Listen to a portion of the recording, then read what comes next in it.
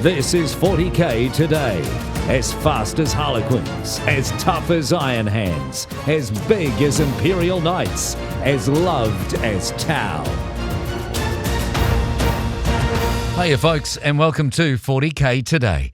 This is your daily shot of super healthy 40k juice straight from the blender. We feature stories from all across the hobby and all over the world. I'm your host, Steve Joel, and today on the program, how are Tyranids looking in ninth? Dallas Rapport has had some success with them on the east coast of the United States, so if you love bugs, stick around. But first, a man with an amazing army who might have peaked. He's achieved the dream. So imagine you have an army and an idea for doing something great with it. And then you paint it and it's featured in White Dwarf magazine. Is that the pinnacle? Is that the dream of every army painter everywhere? Your army in White Dwarf. Well, Simon Elsen achieved that dream with his Sons of Horus army. Simon stopped by to speak with Tanya Gates about his army, about how the idea came to be, and a bit more about his beautiful paint scheme.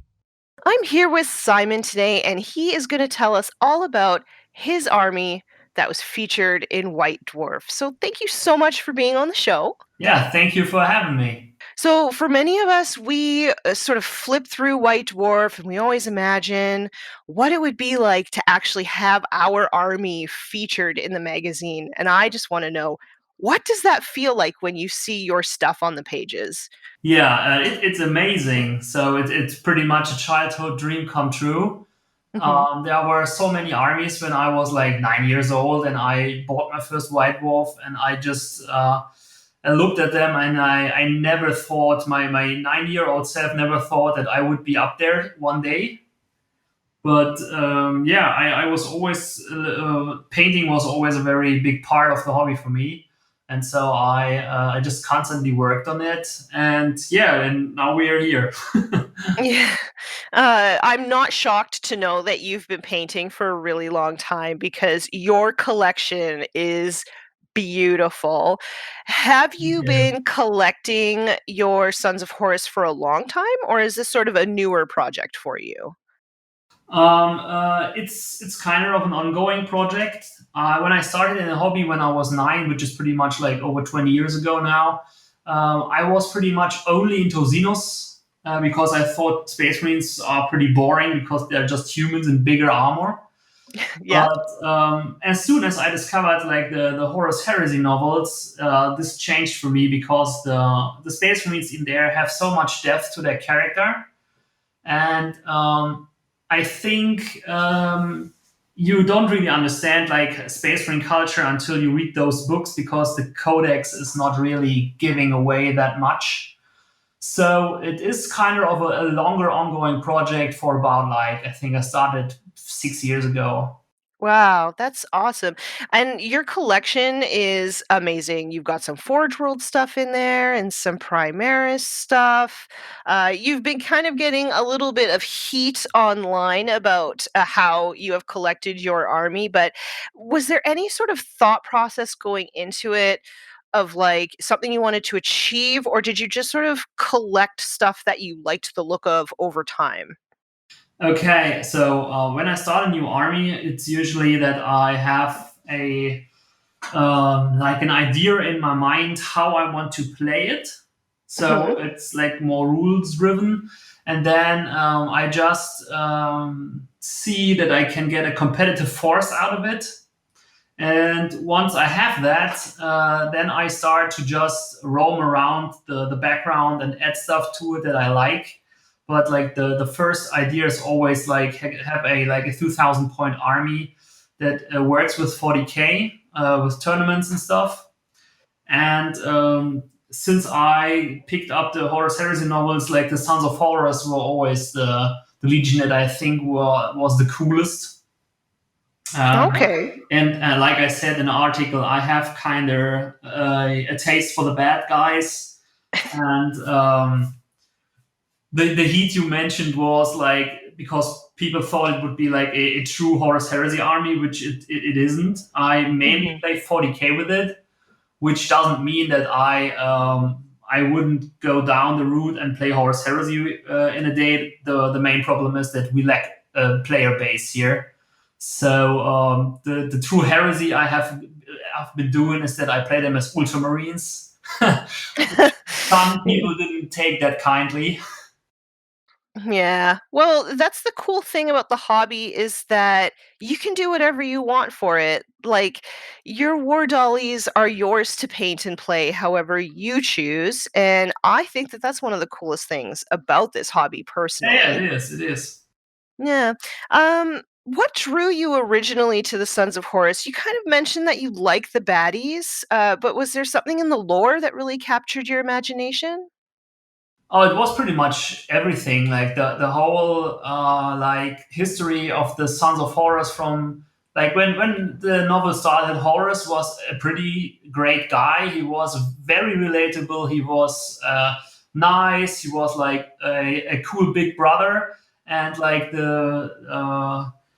the whole issue he has with the Imperium in the end, and his evolution is something that I really like, and I really like to explore in my miniatures. Hmm. So one last question.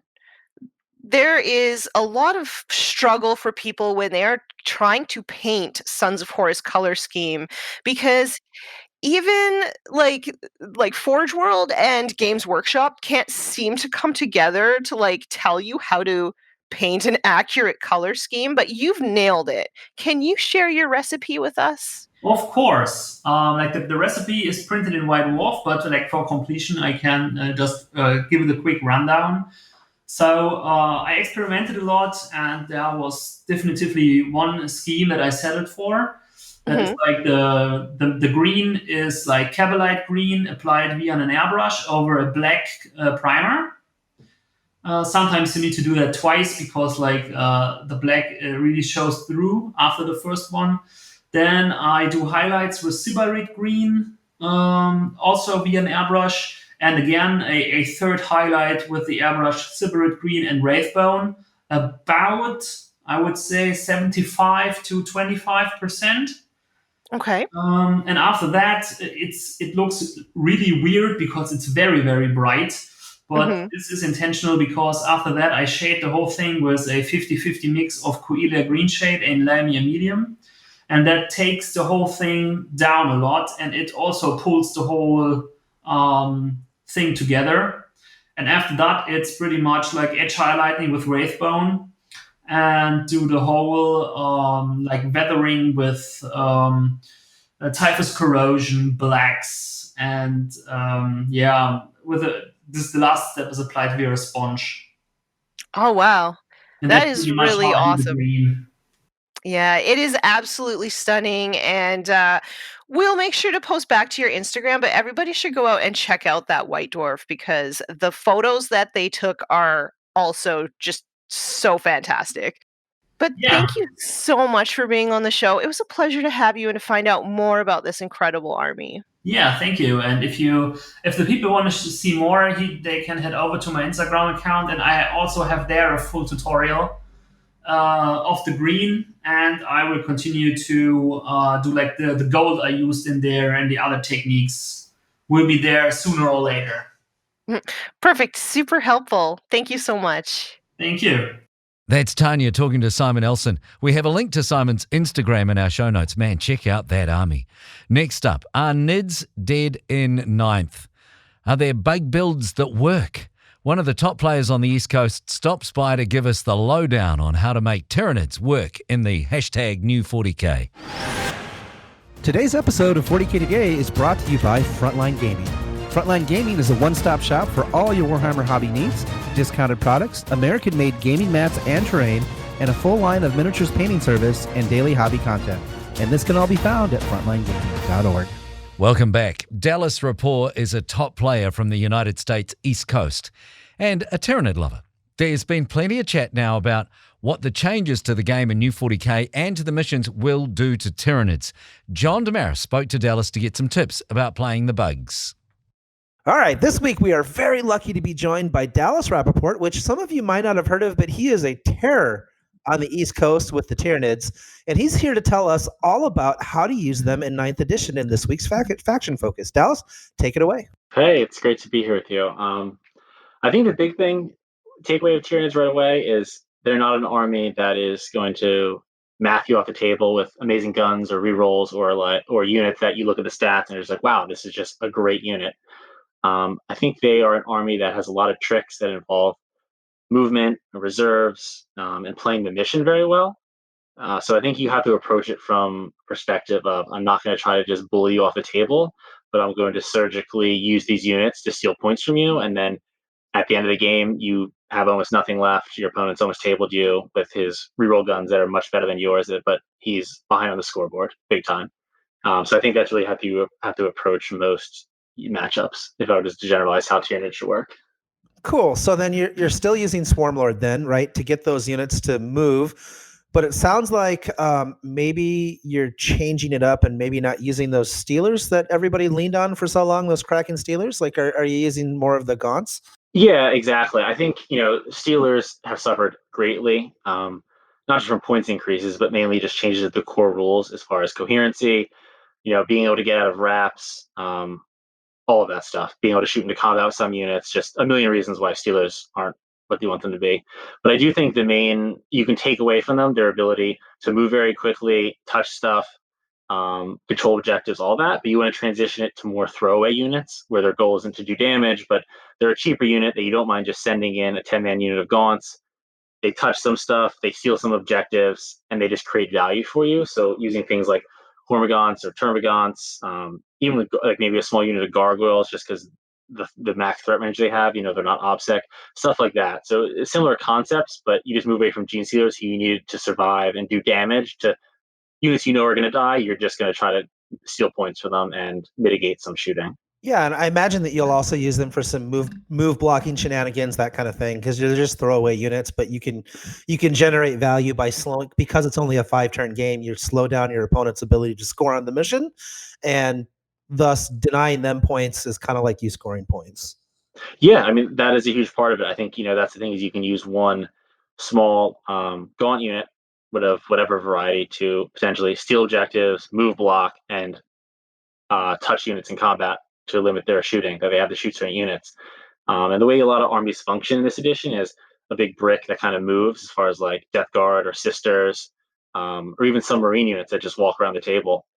Being able to just limit what you just can't move is extremely valuable, especially if it involves maybe taking objectives because you moved a bunch of OBSEC bodies on objectives that were 30, 40 inches away. Okay, and then now that we're in 9th edition and you've had a few reps, what are some units that you think people should be checking out for their Tyranid armies? Like, what are some maybe undervalued units that you think are maybe a little better in 9th than they were in 8th? Yeah, I think Zoanthropes have been a huge buff this edition. They didn't suffer that much in the points department, but mainly this edition has seen a big transition away from garbage units of just tons of grots, guardsmen, cultists, like all that stuff, to more elite units, especially like with an extremely prevalent Space Marine meta. So Smite, just the general rule of Smite has gotten better just based on how the core rules and missions have dictated list building. And I also think that the way scoring is, where you need to basically survive through the turn, being able to put a unit of 5 3-up invul models on an objective is extremely hard to shift. And they also give you a unit that Tyranids don't have great access to, which is durability, just standing out in the open. Most units are pretty squishy for Tyranids, and they give you a lot of tools when it comes to that.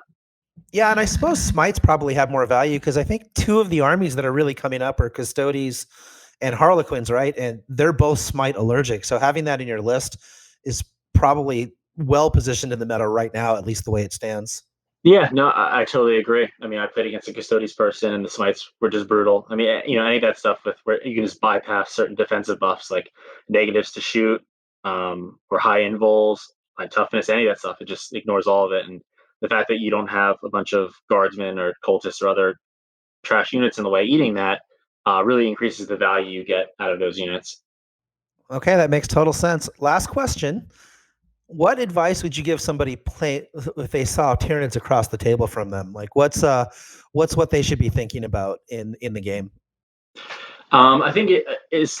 You need to ask if you don't have a full understanding of the capabilities of the army, is to ask a lot of questions, because they're an army where you can look across for it and be like, this is army on paper is a pile of junk. It's not very good, but then all of a sudden there's units in your deployment zone move blocking you. There's stuff all over the table getting objectives, and you're just like, how did we get here? What happened? So I think the best thing you can do is have a real understanding of the limitations of what can move. Can this move in charge? How do I stop this?